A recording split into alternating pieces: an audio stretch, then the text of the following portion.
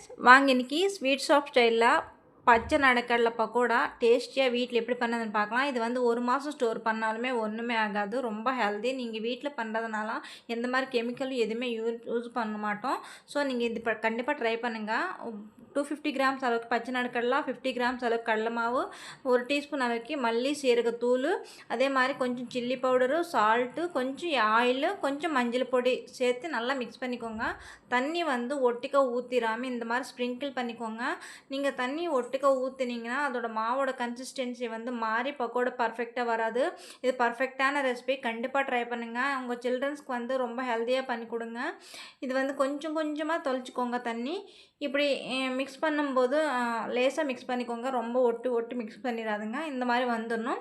இப்போ வந்து கடாயில் எண்ணெய் ஊற்றி இந்த எண்ணெய் வந்து மீடியம் ஃப்ளேமில் தான் முதல்ல இருக்கணும். அதுக்கப்புறம் நீங்கள் கடலை போடும்போது லோ ஃப்ளேமில் வச்சிடணும். லோ ஃப்ளேமில் வச்சுட்டு தான் நீங்கள் பக்கோடா பண்ணணும். இது பிடிச்சிருந்துச்சுன்னா லைக் பண்ணி, ஷேர் பண்ணி, சப்ஸ்கிரைப் பண்ணுங்கள்.